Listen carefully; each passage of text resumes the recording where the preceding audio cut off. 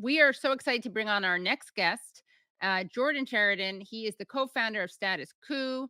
He is also obviously an investigative journalist. He is the producer of the documentary Flint Fatigue, and he is the author of the book We the Poisoned: Exposing the Flint Water Crisis Cover-Up and the Poisoning of 100,000 Americans. So welcome, Jordan. Hey, thanks so much for having me. Of course. So, Jordan, we're going to get into your book, but I thought it would be a good transition, since we were just talking about more like national and international issues, for us to start off with what is happening at the presidential election level. And you actually had a very interesting tweet. You had this interesting thread about how the Dems are not going to be able to deliver. They're not offering a good alternative to Trump.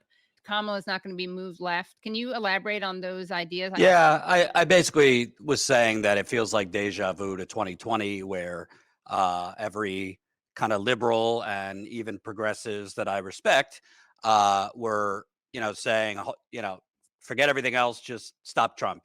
We'll deal with, we'll figure out moving back then Biden left after we stop Trump.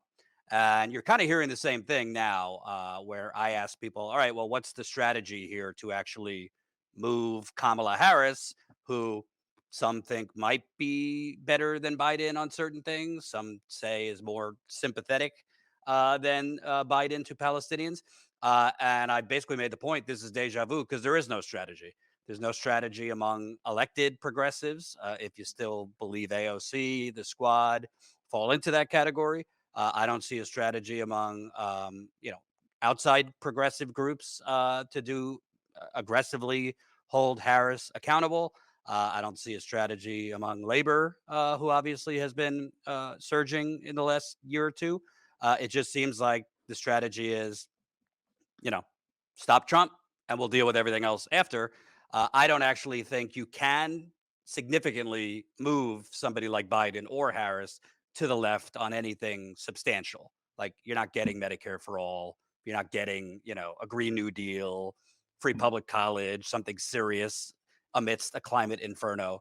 I think you're getting what we've gotten, which is kind of incremental crumbs. But part of why we can't get more is that the focus is just on electing Harris or stopping Trump, rather than what are we going to do to actually organize to put pressure on if it's President Harris. How do you think it would be smart to do that?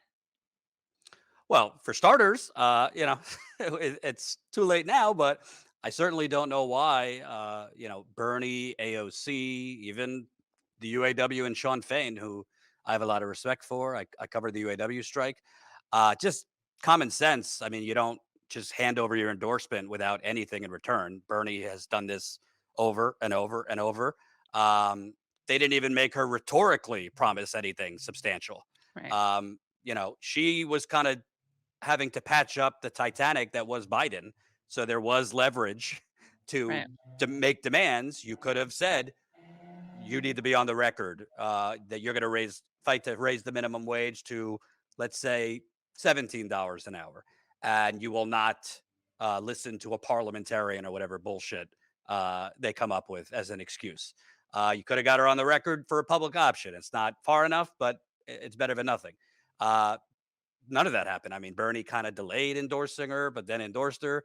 Maybe they would respond, well, there's things happening behind the scenes that you don't know about. That's infamously what AOC likes to say. But that would have been the starting point. You want my endorsement? Make reasonable demands. You don't have to make her pledge Medicare for all, but reasonable things that were her and Biden's, what they ran on in 2020. Right. The other thing is, whether it be progressive groups, organized labor, the PRO Act. I mean, the PRO Act would do a lot more than Biden's symbolic walk on the picket line. Right now, if your audience doesn't know, General Motors just laid off 1,000 workers. Stellantis, which used to be Dodge, they're about to lay off 2,500 workers. And those are unionized workers that just got a new contract through the UAW. So, Biden could show up on picket lines and cheers for that. Everybody loved that because of the symbolism. But without like federal laws making it easier to unionize, having actual penalties on these companies who, break contracts, offshore jobs.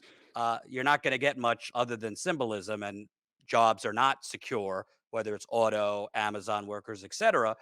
So I think UAW should have, and any union endorsing, or should have got her on the record that we're going to fight for the PRO Act in the first 100 days. They like to talk about the first 100 Right. days.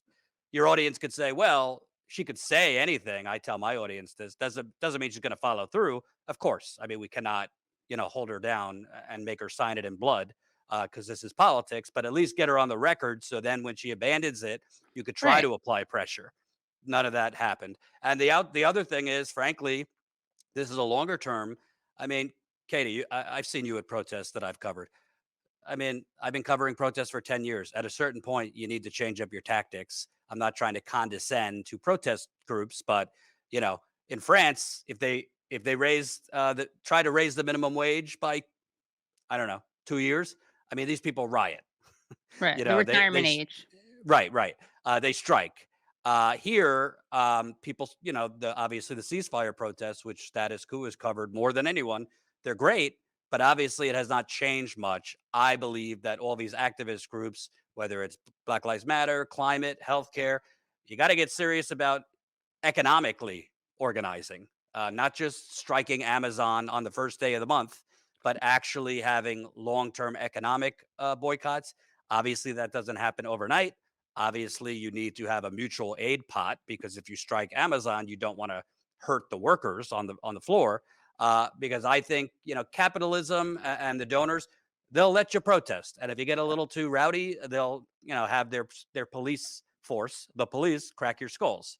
But what they cannot stand is if you hurt their quarterly profits, if you hurt their ability to do stock buybacks. Everything is on a short term, quarterly profits. And if there are economic protests, I mean, the Canadian protests that the truckers did, whatever you thought of that politically, because that had to do with COVID. I mean, they shut down a major bridge that was for commerce from the United States to Canada. And I mean, Trudeau, all of them freaked out because that was affecting the wallet. We're not doing that. The unions are, but the activists, aside from a few divestment campaigns for banking and this and that. So my thought is you got to start organizing, not just different protest routes and shutting down highways, but like what can you do to actually hurt the donors? Because in my experience, how you move politicians is if you hurt their donors' wallets.